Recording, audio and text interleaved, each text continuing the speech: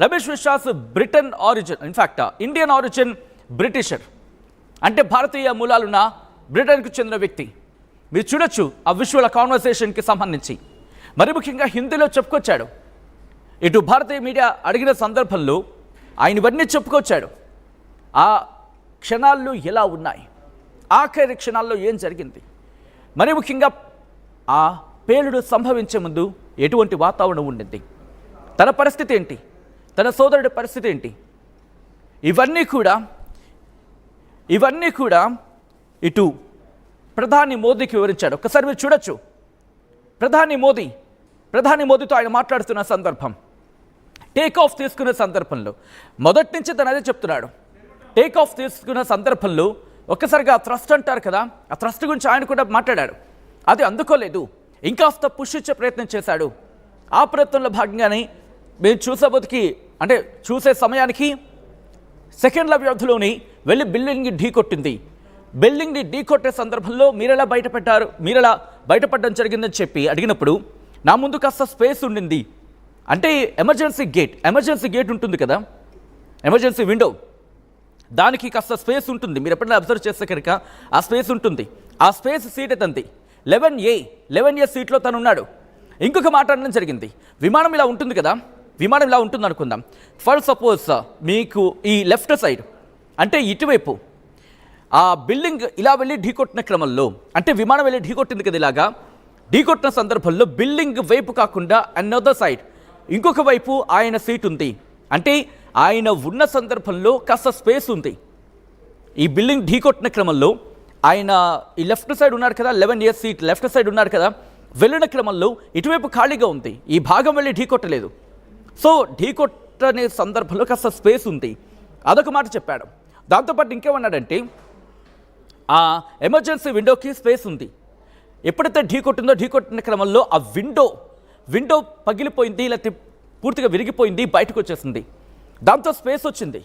అదుగు మీరు చూడొచ్చు 11Aకి సంబంధించి ఎగ్జాక్ట్గా ఇదే ఆ ఎమర్జెన్సీ 11A మీరు చూస్తున్నారు కదా, ద సర్వైవర్ సీట్ అంటూ కూడా ఇది ఎప్పుడైతే ముందున ఢీకొట్టిన తర్వాత ఇక్కడ ఆ ముక్కలైపోయింది విమానం. తను సీట్ బెల్ట్ పెట్టుకున్నానని చెప్పాడు. మరి ఆ సీట్ బెల్ట్ ఎప్పుడు తీశాడు, లేకపోతే సీట్ బెల్ట్ ఆటోమేటిక్గా విరిగిపోయిందా, ఇదంతా క్లారిటీ లేదు. కానీ ఆయన అన్న మాటలని నేను మీకు కోట్ చేసి ఇక్కడ చెప్పడం జరుగుతోంది. ఆ స్పేస్ ఉంది కదా ఎమర్జెన్సీ గేట్కి, ఆ స్పేస్ అక్కడి నుంచే బయటపడ్డాను. ఢీకొట్టిన వెంటనే ఆ గేట్ విరిగిపోవడంతో స్పేస్ దక్కింది. అండ్ ఢీకొట్టిన ఆ ప్రాంతం, ఆ స్పేస్ విమానానికి సంబంధించి అది బిల్డింగ్ లోపలికి లేదు, బిల్డింగ్ బయట ఉంది. ఆ ప్రాంతం బిల్డింగ్కి అఫ్కోర్స్ విమానం ఢీకొట్టినప్పటికీ తానున్న ప్రాంతం విమానం ఆ బిల్డింగ్ బయట ఉంది. ఆ స్పేస్ నుంచి బయటకు వచ్చిన తర్వాత అంబులెన్స్ కోసం నేను ప్రయత్నం చేశాను. అప్పటికే విమానానికి మంటలు అంటుకున్నాయి. ఆ మంటలు కూడా తన ఎడం చేతి వైపు మీరు చూడొచ్చు. ఆ మంటలు తనకు అంటుకున్న ఒక్కసారి ప్రధాని మోదీతో మాట్లాడుతున్న క్రమంలో ఆయన ఎడం చేతిని మీరు చూడండి. మీరు చూస్తే ఆయనకి ఎడం వైపు దెబ్బలు తగిలాయి. సో ఆయన అదే చెప్తున్నాడు, బయటకు వచ్చే క్రమంలో మంటలు వ్యాపించాయి, తనకి ఆ మంటలు అంటుకున్నాయి, దాంతోపాటు గాయాలు కూడా అయ్యాయి. ఇది స్వయంగా ఆ సర్వైవర్ చెప్పిన మాటలు. క్షణాల వ్యవధిలోనే జరిగిపోయింది. ఏదో ఒక పెద్ద సౌండ్ వచ్చినట్టు అనిపించింది. క్షణాల వ్యవధిలోనే ఇదంతా జరిగిపోయిందంటూ ఏం జరిగింది, ఎలా జరిగింది, ఏ విధంగా జరిగింది, ఆ బిల్డింగ్ని ఢీకొట్టిన తర్వాత, బహుశా ఆ బిల్డింగ్ని ఢీకొట్టిన తర్వాతే మంటలు వచ్చాయా, ప్రస్తుతం ఇన్వెస్టిగేషన్లో బయటపడవలసిన అంశం. దాంతోపాటు ఇతగాడి స్టేట్మెంట్ కూడా ఇప్పుడు కీలకంగా మారనుంది. ఎందుకు అంత కీలకం అంటే, బతికి బయటపడ్డాడు, అక్కడ కాన్వర్సేషన్ ఏం జరిగింది, ప్రయాణికుల హాహాకారాలేంటి, ఇవన్నీ కూడా రిమెంబర్ క్షణాలే. 17 సెకండ్ల నుంచి 57 సెకండ్లు 37 సెకండ్ల పాటు మాత్రమే. ఒక విధంగా చెప్పాలంటే రెప్పపాటు కాలంలోనే తన కళ్ళ ముందు అందరినీ ఒకటే చెప్పాడు కదా, అందరూ మరణించారు, అందరూ చనిపోయి ఉన్నారు.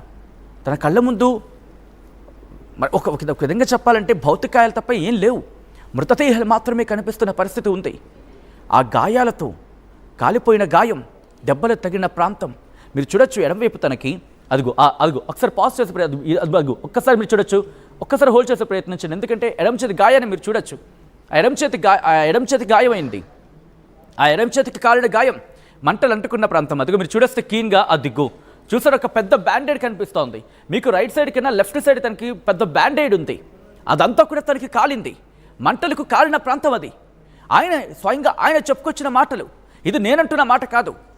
రిమెంబర్, ఆ ప్లేన్లో 1,25,000 లీటర్లు 1,25,000 లీటర్ల ఫ్యూయల్ ఉంది, ఇంధనం ఉంది. ఢీకొట్టిన వెంటనే రాపిడికి సమయం ఉంటుంది కదా, అది కూడా కాస్త ఫ్రాక్షన్ ఆఫ్ సెకండ్ సమయమే. ఆ రాపిడికి ఫ్యూయల్ అంటుకోవడానికి కాస్త ఫ్రాక్షన్ ఆఫ్ సెకండ్ సమయమే. ఈ fraction of seconds of time ఉంటుంది కదా, ఈ టైంలోని బతికి బట్ట కట్టాడనలో అతిశయోక్తి లేదు. సో ఆయన స్వయంగా చెప్తున్న మాట, ఇదంతా కూడా క్షణాల వ్యవధిలో జరిపింది. మీరు గుర్తుంటే కనుక ఆయన అన్నమాట ఇంకోసారి కోట్ చేస్తున్నా. బయటకు వచ్చే క్రమంలో కూడా మంటలు అంటుకున్నాయి. అంటే తను ఇలా బయటకు వచ్చేస్తున్నాడు అనుకుందాం, దూకేస్తున్న క్రమం అనుకుందాం. సపోజ్ ఇది ఒక విండోస్ అంటే ఎమర్జెన్సీ విండో అనుకుందాం. ఆయన బయటకు వచ్చేసాడు. బయటకు వచ్చేసిన క్రమంలో మంటలు పేరిన శబ్దం ఉంది కదా, పేరింది కదా.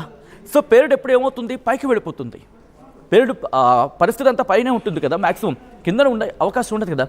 సో ఎవరైనా బతికి బయటపడ్డ వాళ్ళు కిందకు వచ్చే ప్రయత్నం చేస్తారు. కాబట్టి అంత ఇంపాక్ట్ అయితే ఆయన మీద కలగలేదు అనేది మనకు అర్థమవుతోంది. దాంతోపాటు ఇంకేమన్నాడంటే కనుక మిగతా వాళ్ళకి సంబంధించి మిగతా వాళ్ళు ఎవ్వరూ కూడా బతికుంటారని, అసలు తాను కూడా బతుకుంటానని చెప్పి అనుకోలేదు అన్నాడు. ఆ ఘటన లాంటిది. బిల్డింగ్ ఢీకొట్టిన సందర్భం ఇంకా తన కళ్ళ ముందు కదలాడుతోంది. ఒక్కసారి బ్లాంక్ అయిపోయాడు. ఇవన్నీ కూడా మీడియాతో చెప్పుకొచ్చాడు. ఇది నేనంటున్న మాట కాదు, స్వయాన రమేషే చెప్పిన మాట. ఆర్టీవీ ఎక్స్క్లూజివ్ కథనాలను అక్కడి నుంచి అందించడం జరుగుతోంది.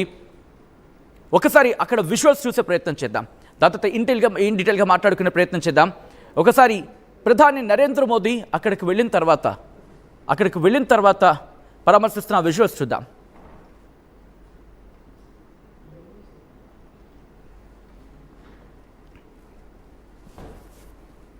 రైట్, ప్రధాని నరేంద్ర మోదీ రమేష్తో మాట్లాడుతున్న విజువల్స్ చూశారు.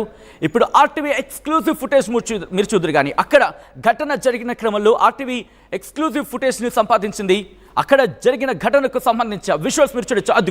అదిగో ఆ బిల్డింగ్కి సంబంధించి, ఆ బిల్డింగ్ బీజే మెడికల్ కాలేజ్ ఒకసారి మీరు చూడొచ్చు. ఎప్పుడైతే అటాక్ అయ్యిందో, అంటే ఎప్పుడైతే విమానం వచ్చి ఢీకొట్టిందో, ఆ